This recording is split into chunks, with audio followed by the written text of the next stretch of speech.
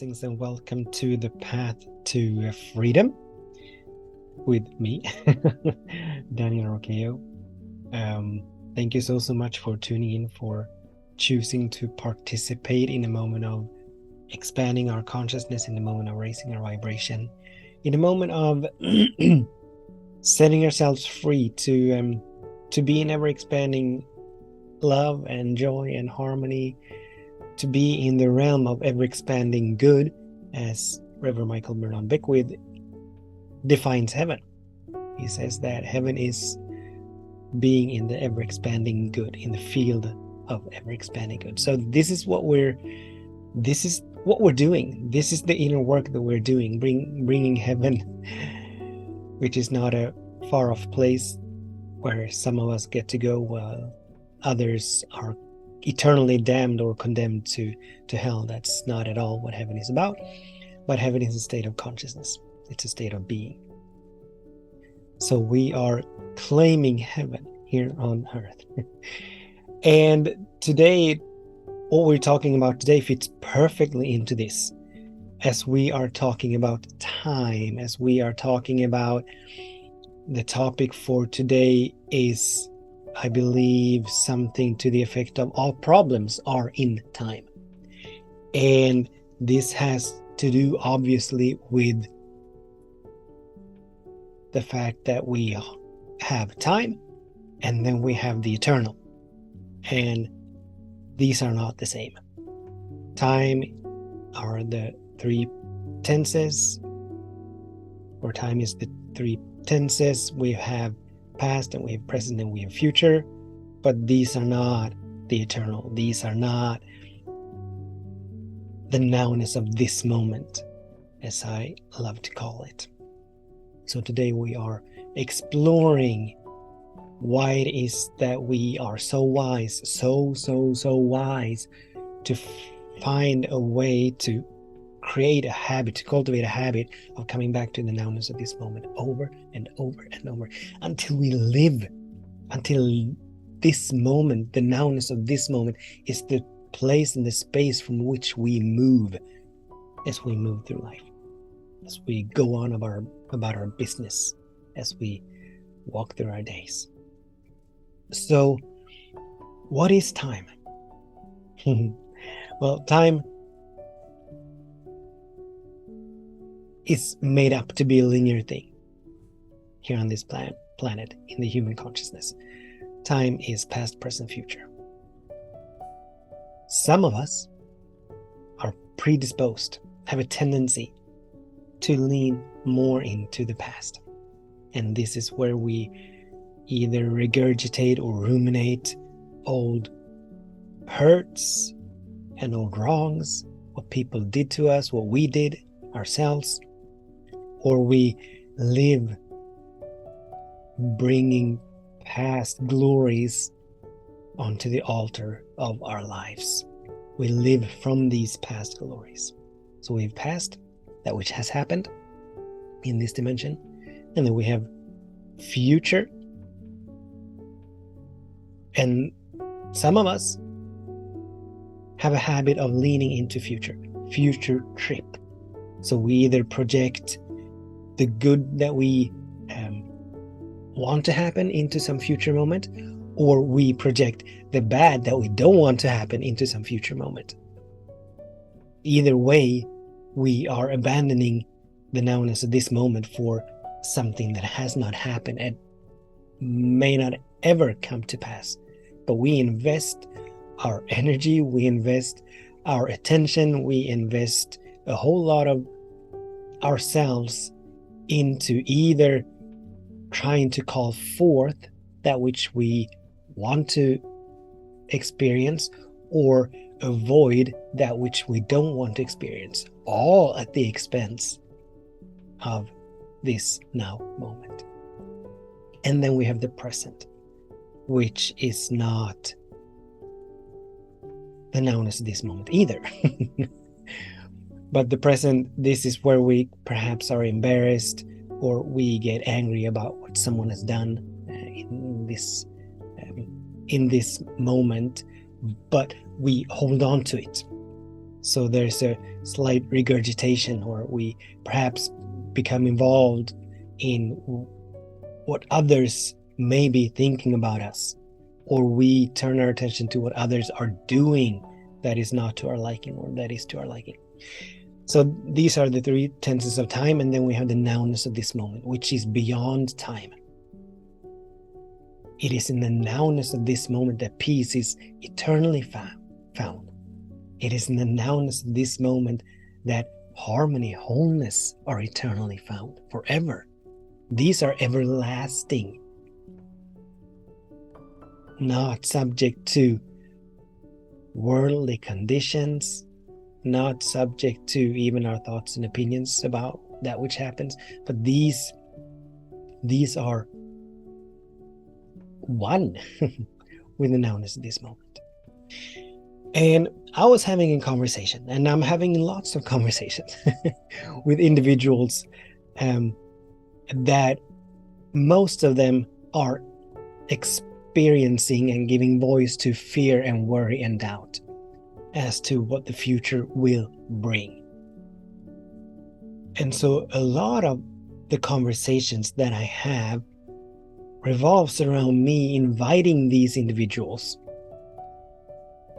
to find a way to come back to this now moment. What is here? In this now moment, all our needs are met. In this now moment, peace is here. In this now moment, joy is here. But when we keep leaning into the future, or when we keep bringing the past into the present moment, these are oftentimes involved with stories, beliefs, projections, drama that do not serve us. And oftentimes I love nature, and I love how nature is such a beautiful teacher. And, take a squirrel, for instance. A squirrel, at least during the fall, begins to gather nuts. It begins to collect nuts, so to have for the winter. So to have a storage, so to have food enough to make it through the winter. Now, the squirrel is not gathering the nuts thinking or fearing that it will have enough nuts for the winter, but it is gathering these nuts, and it puts it in different places. It buries it, and it hides it, and all of that. It forgets most of them, but while doing it, while collecting, while gathering, it is having so much fun. It is rejoicing. It's like in a constant space of playing. And why? Because it does not project into the future. It does not project fear and worry and doubt. It does not lean into doom and gloom, thinking that something bad is going to happen in the winter, and so I need to find a way to navigate through that, or avoid that which might or might not happen. And the same it is with us. When we come back to the nowness of this moment, when we turn our attention to what is here, the beauty that is here, the abundance that is here, the peace that is here everywhere, we need only look outside our windows, to become aware of the peace that is all around in nature. The harmony that is all around in nature. Like that lily on the field, which is a passage that is very big for me right now. What does the lily do? It doesn't toil, it doesn't spin, and I'm adding to that, it doesn't struggle, it doesn't effort, it doesn't try to make anything happen. Why? Because it is not living in some future moment. It is not trying to find its way through this obstacle course. It is not trying to avoid getting hurt or being harmed or running out or whatever the case may be. But it is so steeped in the nowness of this moment. And through knowing and feeling, and that's what the nowness of this moment brings. A sense of knowing and feeling that all is well right now, right here. If I take a breath, I have more air. There is more air than I need in this now moment. In this now moment, there's more blood than my body needs. In this now moment, I can see, I can hear. In this now moment, all of my needs are met. I may have stories, and now we're moving into the present. I may have stories around not being able to pay my bills, or stories around the diagnosis that I've been given, or the prognosis, or a health condition, or whatever the case may be. But in the nowness of this, right here, right now, all of my needs are met. All is well right now. And this is the space that nature is living in. And there is no anxiety in nature. There is no stress in nature. There is no depression in nature. There is no being burnt out in nature. All of these are products of the human mind, which is so caught up in time. So caught up in time. And I'm not denying that we're living in a society where we need to plan things. I mean, if a group of people are to come together for a Zoom meeting or whatever the case may be, they need to set a time for that meeting, for everyone to show up at the same time. So we live in a society, we have created a system based on time, but in our minds, we are so wise to come back to the nowness of this moment. Just come back to the breath and begin again. Oh, I'm starting to become aware of my mind beginning to race into future, begin to entertain doom and gloom, begin to hold on to or buy into or attach itself to stories that give rise to fear and worry and doubt. So what do? We come back to the nowness of this moment. Problems does not exist in spirit. Problems does not exist in nature. Problems exist in the human dimension, in the human experience, because of time, because we're trying to figure out what to do. We're trying to make it happen. Ultimately, problems arise out of a sense of not trusting the divine intelligence that is all there is. But as we project that non-trusting into time, into, and most often, future, as is the case now with a lot of people having conversations around how expensive things are and how they are not able to have their money cover all the lifestyle that they used to have, perhaps, or I don't know. But there's a lot of talk about money. And it is not in this moment that these individuals don't have enough money, but they are projecting the not having enough into some future moment.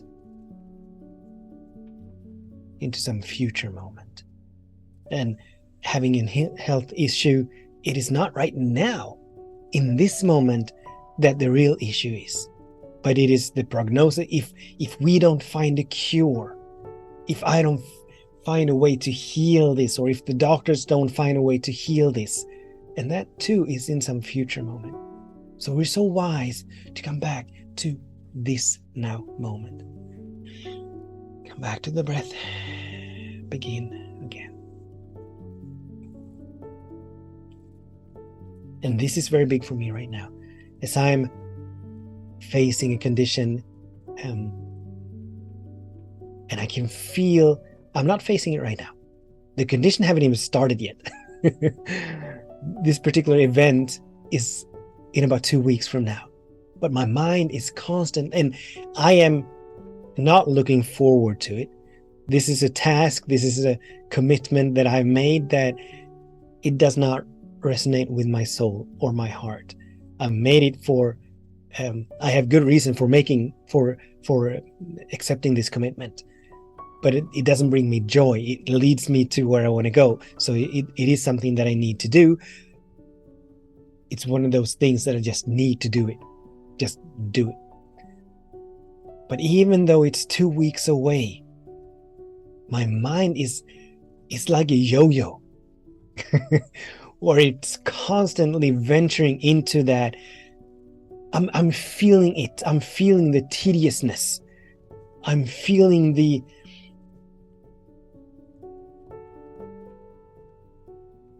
lack of joy. I'm not even in it yet, but my mind is replaying it. I'm experiencing it even though it's 2 weeks away. So there's like a battle. It's a tug of war where my mind races off into this event. I bring it back. What is here? The sun is here. What is here? The birds are singing. What is here? The flowers are in bloom. What is here? The grass underneath my feet. What is here? This breath. What is here? What is here? What is here? And my mind takes off, I bring it back. The mind takes off, I bring it back. And finding, building, cultivating a way of coming back to the nowness in this moment. I invite you to try it. I invite you to try it. Because it'll bring peace beyond comprehension. It'll bring the peace that passes human understanding. If we stop turning our attention to something that may be, or something that was way, way back in time, that we have no way of changing at all. The only thing we can do is release, find a way to release and let go of our stories about what happened. The only thing we can do about the future is release and let go about our stories about what might happen. And come back to now. Come back to now. So problems are in time. The solution is beyond time, in the nowness of this moment. So that's the invitation, and obviously the questions that we're wise to ask ourselves. Where am I turning my attention? Am I turning my attention to something that has been a long, long time ago? That has passed perhaps 10, 15, 20 years ago? Am I still holding on to that? Am I still reliving it? Or am I moving into the future, building up a lot of fear, worry, and doubt around what may or may not even come to pass? So where are we turning our attention? We want to be grounded, centered, anchored in the nowness of this moment as much as possible. As much as possible. Just as nature. In complete peace. Regardless of conditions. Regardless of circumstances. And being in that space of peace, being in that space of all is well, nature is so beautifully provided for. Beautifully provided. So thank you so much for tuning in, for listening. Until we meet again, I bless your day, and I bless your way, knowing, feeling that all is well, something wonderful is happening, that everything is working for your highest good, now, always, forever. Much love, many blessings. Namaste.